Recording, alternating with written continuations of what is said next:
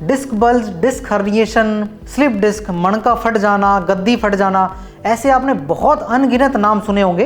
इस वीडियो के माध्यम से मैं आपको बताऊंगा पूरा डिटेल में A to Z disc bulge होता क्या है। आजकल हर दूसरे इंसान को कमर का दर्द है और ज़्यादातर लोगों को ये कन्फ्यूज़न रहता है क्या कमर का दर्द मस्कुलर है या डिस्क की वजह से हो रहा है।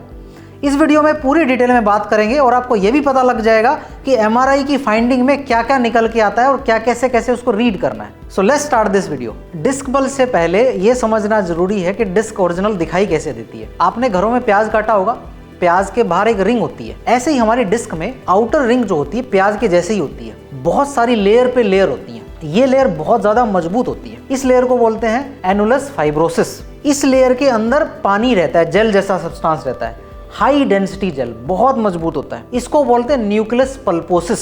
इसका डिस्क का काम होता है हमारा भार ढोना, हमें सामान उठाने में मदद करना, रनिंग में मदद करना, साथ के साथ स्पाइन को इंटीग्रिटी मेंटेन करती है, मतलब स्पाइन को मजबूती से बांधने में मदद कर देती है। डिस्क बल्ज का मतलब होता है कि ये पानी टूट के अंदर वाला प्याज की लेयर से बाहर आ जाए या प्याज की लेयर को स्ट्रेच कर दे बाहर की तरफ। यंग लोगों में 25 से नीचे वाले उम्र लोगों में ये जो है पानी जो है 70% तक होता है। बट जैसे जैसे उम्र बढ़ती है इस पानी की मात्रा यानी अंदर जो जेल है न्यूक्लियस पल्पोसिस की मात्रा कम होती रहती है। तो इसीलिए जब कोई जिम में जाता है, डेडलिफ्ट करता है, गिर जाता है, यंग लोगों का डिस्क बल्ज बुजुर्ग लोगों से जल्दी होता है। हालांकि डिस्क बल्ज किसी भी एज में हो सकता है, बट आपने नोटिस किया होगा डिस्क बल्ज 35 से नीचे की उम्र वालों को ज्यादा होता है। जैसे ही डिस्क में इंजरी होती है तो डिस्क में 3 तरीके की टियर आता है। सबसे पहला एनुलर टियर, दूसरा डिस्क बल्ज और तीसरा डिस्क हर्निएशन।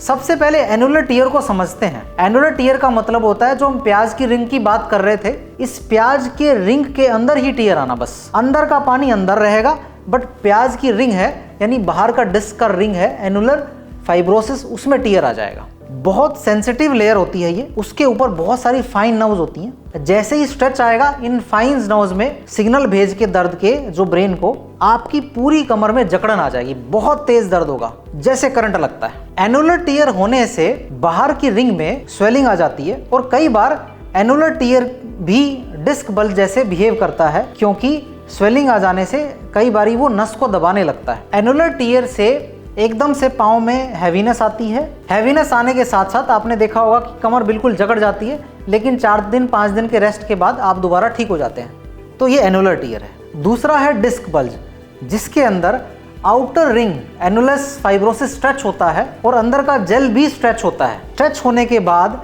ये नसों पे दबाव डालता है, इसको डिस्क बल्ज बोला जाता है। इसमें ध्यान रखिए कि एनुलर रिंग सिर्फ स्ट्रेच होता है, पूरा टूटेगा नहीं और जेल भी अंदर ही रहेगा, लेकिन ये नसों को सिग्निफिकेंटली दबाता है और सबसे बड़ा कारण सियाटिका होने का यही होता है। आपने देखा होगा कि MRI में डिस्क हर्निएशन लिखा होता है। इसका मतलब ये है अंदर का जो जेल है न्यूक्लियस पल्पोसिस बाहर की रिंग को तोड़ के अलग हो जाएगा। यानी एक बर्गर के एग्जाम्पल से समझेंगे, जैसे ही आप बर्गर को दबाएंगे तो चटनी बाहर आ जाती है, बर्गर से पूरा बाहर आगे निकल जाएगी। अब ये 2 तरीके का होता है, इंटैक्ट और नॉन इंटैक्ट। मतलब चटनी बाहर आने के बाद अगर बर्गर से टच में है तो इंटैक्ट है। अगर वो चटनी का टुकड़ा बाहर आने के बाद अपनी पेरेंटल साइड से अलग हो जाता है तो ये नॉन इंटैक्ट है। इसको बोलते हैं डिस्क हर्निएशन या सिक्वेस्ट्रेशन फेज। सबसे ज़्यादा दर्द होता है इसमें, दोनों पाँव में सूनापन, झुंझुनी आ सकती है। ज़्यादातर लोगों को चलने फिरने में असमर्थ करता है क्योंकि ये सिग्निफिकेंटली नस को दबा देता है। अगर ये टूटा हुआ फ्रेगमेंट सेंट्रल कनाल में यानी बीच में आए तो ये बाथरूम को रोक सकता है या टॉयलेट के अंदर भी प्रॉब्लम कर सकता है, मतलब बाउल एंड ब्लडर डिस्फंक्शन भी आपको हो सकता है। ये टूटा हुआ टुकड़ा न्यूक्लियस पल्पोसिस का ज़्यादातर मामलों में नीचे की तरफ सरकता है। इसको बोलते हैं कोडल माइग्रेशन। 99% लोगों को कोडल माइग्रेशन ही हो जाता है क्योंकि ग्रेविटी नीचे की तरफ खींचती है। कुछ परसेंटेज लोगों को ये माइग्रेशन ऊपर भी हो सकता है, मतलब स्पाइनल कनाल में ऊपर भी चढ़ सकता है ये फ्रेगमेंट का टुकड़ा। इसको क्रेनियल माइग्रेशन बोलते हैं। नीचे आ जाए तो कोडल, ऊपर जाए तो क्रेनियल माइग्रेशन कहा जाता है। डिस्क बल्ज आपको समझ में आ गया होगा। अब आप समझिए डिस्क बल्ज जो है, डिस्क बल्ज होने के बाद कौन कौन से जोन में आती है। ये एक डिस्क बल्ज का स्पाइन है, अगर आप देखेंगे तो आपको वाइट दिख रहा होगा, ये हाइड्रेटेड डिस्क है यानी नॉर्मल डिस्क है। नॉर्मल डिस्क वाइट रहती है, ये वाइट है, ये वाइट है, ये वाइट है, हाइड्रेटेड है। जो आपको काला टुकड़ा निकला हुआ दिखाई दे रहा है, डेसिकेशन बोलते हैं। तो डिस्क बल्ज होके बाहर आ गई है। तो यानी जो सफ़ेद है वो नॉर्मल है, जो काली हो गई है वो डिस्क बल्ज है। ये एमआरआई का एक सजाइटल व्यू था, मतलब हमने साइड से देखा है। जैसे गाजर को हम देखते हैं पहले साइड से, इसके बाद हम गाजर के स्लाइसिस करते हैं कि गाजर के अंदर क्या है। ये एक एमआरआई का एक्सियल व्यू है, यानी गाजर के हमने जो स्लाइस करे थे उसकी बात कर रहे हैं, हम ऊपर से देख रहे हैं स्पाइन को। अगर आप देखेंगे इसमें जो वाइट वाइट पोर्शन है ये न्यूक्लियस पल्पोसिस है, और जो बाहर का रिंग है ये एनुलस फाइब्रोसिस है। इसमें डिस्क बल्ज होके सेंटर में आ गई है, तो इसको सेंट्रल डिस्क बल्ज बोलते हैं। आप देखेंगे तो ये इस तरीके से बल्ज हो गई नीचे की तरफ। आप देखेंगे इसमें तो वाइट जो पोर्शन है धीरे धीरे करके आगे की तरफ आ रहा है, यहाँ पे इंटैक्ट है, मतलब यहाँ पे ब्लैक आपको पूरा पोर्शन दिखाई देगा। तो एक सिमेट्रिकली सेंट्रल बल्ज है ये, तो इसको सेंट्रल बल्ज बोला जाएगा। अगर ये डिस्क बल्ज होके थोड़ा बाहर की तरफ आए तो इसको पैरासेंट्रल बोलेंगे, यानी थोड़ा बाहर की तरफ आएगा। तो आपने देखा होगा आपके एमआरआई में लिखा होगा पैरासेंट्रल डिस्क बल्ज, तो यानी डिस्क जो है थोड़ा साइड में आ गई है। इसके बाद होता है फोरामिनल। फोरामिनल मतलब यहाँ नसों का रास्ता होता है, अगर डिस्क निकल के यहाँ पे आ जाए तो फोरामिनल होता है दोनों तरफ।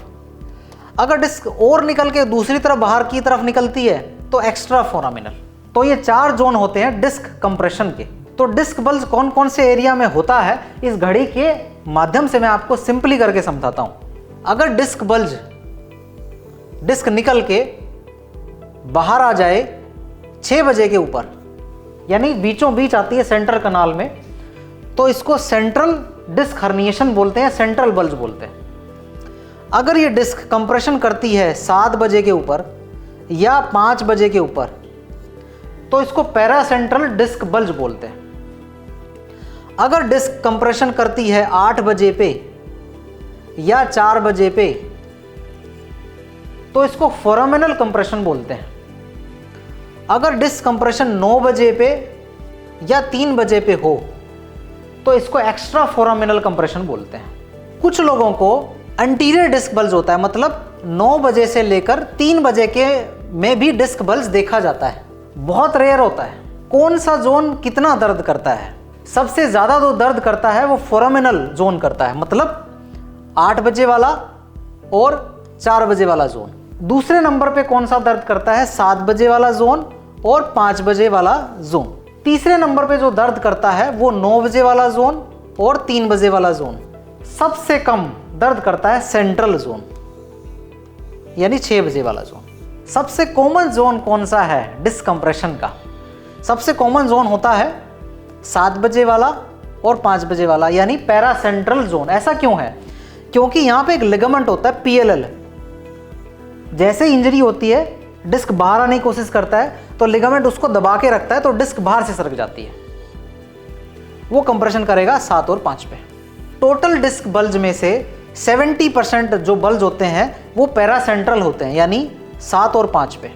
20% बल्ज होते हैं फोरामिनल, और बाकी 10% जो बल्ज होते हैं वो सेंट्रल या एक्स्ट्रा फोरामिनल होते हैं। रेयर केसेस में इंटीरियर डिस्क बल्ज होता है, यानी आगे की तरफ होता है। स्पाइन का ये एक्सियल व्यू है, यानी स्पाइन को हम ऊपर से देख रहे हैं, यानी हम जिस गाजर के टुकड़े की बात कर रहे थे हम उसकी स्लाइस की बात कर रहे हैं। अब देखिए इसमें आपको समझ में आ जाएगी कि कौन सी डिस्क कहाँ से रखती है। अगर ये डिस्क सेंटर में आई है तो इसको बोलते हैं सेंट्रल जोन, यानी कितने बजे पे आई है? 6 बजे पे, तो ये सेंट्रल बल्ज हो गया। अगर ये डिस्क थोड़ा साइड में आई है तो पैरासेंट्रल डिस्क बल्ज हो गया, मतलब 7 बजे या 5 बजे। 7 बजे 5 का मतलब डिस्क लेफ्ट राइट दोनों सरक सकती है। तो आपने देखा होगा लेफ्ट पाँव में दर्द जाता है या राइट पाँव में दर्द जाता है। तीसरा फोरामिनल जोन, यानी डिस्क अगर 8 बजे पे आई हो, डिस्क बल 8 या 4 बजे के ऊपर हो, इसको बोलते हैं फोरामिनल जोन। सबसे ज़्यादा दर्द करेगा, सबसे ज़्यादा नसों को यही दबाएगा। चौथा एक्स्ट्रा फोरामिनल जोन, यानी डिस्क जो है निकल के साइड में आ जाए। साइड में मतलब 9 बजे पे या 3 बजे पे। अब मुझे लगता है एमआरआई पढ़ना आपके लिए बहुत आसान हो गया होगा, बहुत सारे क्वेश्चंस आपके सोल्व हो गए होंगे। सबसे जल्दी डिस्क कौन सी ठीक होती है? वैसे डिस्क ठीक होने के बड़े सारे फैक्टर होते हैं, जैसे कि साइज, शेप, आपकी एज और बहुत अलग अलग फैक्टर, लेकिन जोन के हिसाब से जल्दी कौन सी ठीक हो रही है मैं उसकी बात कर रहा हूँ। सबसे जल्दी जो ठीक होगा वो सेंट्रल जोन का डिस्क होगा, दूसरे नंबर पर एक्स्ट्रा फोरामिनल जोन होगा, तीसरे नंबर पर पैरासेंट्रल होगा, सबसे लास्ट में फोरामिनल जोन होगा। आशा करता हूँ ये आपको वीडियो बहुत पसंद आई होगी। हम इस बैक पेन की सीरीज़ में बहुत सारे बैक पेन के टॉपिक में बात करेंगे, उन चीज़ों के बारे में बात करेंगे जिन लोगों को लोग नज़रअंदाज करते हैं या लोगों को पता ही नहीं लगता और उनकी इंजरी सर्जरी तक पहुंच जाती है।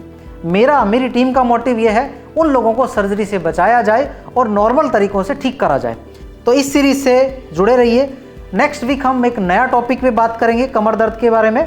इस वीडियो को लाइक करें और शेयर करिए और ज़रूरतमंद लोगों तक पहुँचाइए। Thank you.